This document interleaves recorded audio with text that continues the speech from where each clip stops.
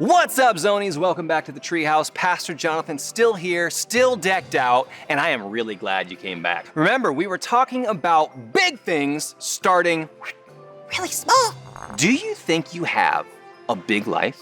Maybe that sounds like a weird question. I think it's important, and the person I want to talk to you about today, they had a huge life.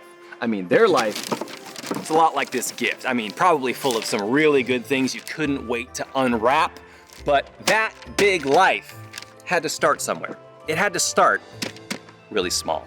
Let's talk about it. Now, in the Bible, the very first half of this Bible, okay, the whole half of this Bible, talks about God's ancient prophets predicting somebody they called the Messiah. Now, Messiah is kind of an unusual word. It's a Hebrew word and it means chosen, holy, and anointed. So say it with me. Messiah! Nice, very great, very good. Messiah would come and he would save not just the people of Israel who wrote all this Old Testament stuff, he would save you and he would save me. He would save all of us. And he wouldn't save us from an enemy on the outside. No, he would save us from an enemy on the inside of us, an enemy called sin. This Messiah was gonna come on a dark and lonely night to a little town called Bethlehem. As the story goes, there's this guy named Caesar Augustus who looked a little bit like this.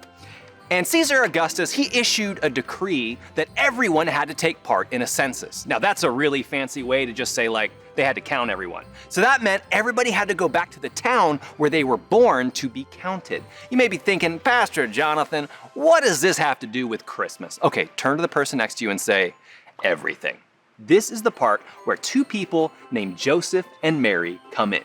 But there's a little bit of a twist here, okay? And that twist is Mary is incredibly pregnant, okay? She is preggers, all right? She's got all sorts of weird cravings. She's having contractions. She's doing all the crazy breathing. Everybody say, oh boy.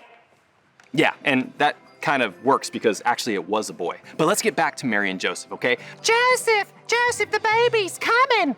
Well, that's all right, Mary. You just need to remember to breathe. I'm not gonna forget to breathe. I've been breathing my whole life. All right, good point. Okay, so the baby is coming and they don't know what to do because you see every inn in Bethlehem is full. No room there, not even any room right there. Come on, Bethlehem. So what do Mary and Joseph do? Luke chapter 2 verse 7 says, and she gave birth to her firstborn, a son. She wrapped him in cloths and placed him in a manger because there was no guest room available for them. Joseph, what's that smell? It wasn't me, Mary, I promise. Now, if you know what a sheep smells like, you know what I'm talking about. But if you don't, just imagine you walk into the bathroom after your brother blows it up. Okay, that's what Mary, Joseph, and baby Jesus were breathing in all night. Can you imagine how cramped they would feel, how uncomfortable they would feel, how undignified they would feel? Man, this is not at all the way that I would think that Jesus, the Savior of the world, the Messiah, would step onto planet Earth. But this is the way Jesus chose. Why do you think that is, boys and girls?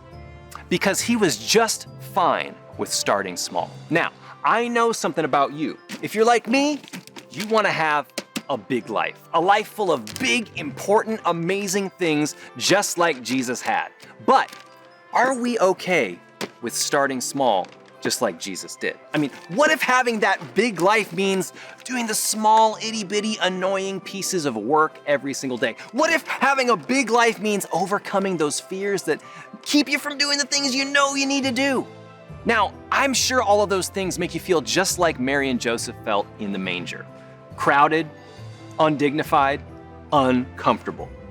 But what if that's exactly the place where we can come to trust Jesus, that he's gonna take our small beginning and make it so much bigger? I mean, just think, this tiny beginning right here, this led to miracles and incredible teaching and a powerful death on the cross that led to a miraculous resurrection, even Christmas itself. Zechariah 4:10 says this, do not despise these small beginnings, for the Lord rejoices to see the work begin. Boys and girls, Christmas is just a few weeks away. I mean, it's so close, and I am super excited for it. If you're excited, just say, oh yeah! Man, that's a lot of excitement. Yeah, it's gonna be a big day, okay? And we should be excited. But in the middle of waiting for that big day, are we okay to remember that Jesus started small? Are we okay to remember that because Jesus started in such a small spot, we get to enjoy the fullness of Christmas together? Remember our Z verse? Do you remember it? Well, let's read it together. John 10:10. I have come that they may have life and have it to the full. What if you filled up your Christmas with a brand new Christmas tradition just for you and Jesus? I mean, it could literally be anything. What if you made a Christmas light fort and you sat in the middle of it and read the Christmas story? That sounds kind of fun. What if you made a picture of a manger with nothing but little finger paints? I mean, whatever that tradition is, it's totally up to you. But find a way to remember before. Find a way to remember that Jesus started small. And when you remember that Jesus started small and that small life led to really big things, you can believe that your small beginning will lead to big things too. Man, all this talking and decorating has got me in the mood for a big idea. Are you up for it? Here we go, on the count of 3. 1, 2, 3. Remember before, believe for more. Oh, that was good. I mean, you guys were right on it, but can you do it fast? Remember before, believe for more. Remember before, believe for more. Okay, you guys are good. You guys stayed right with me, okay? I think that deserves 5 claps. I mean,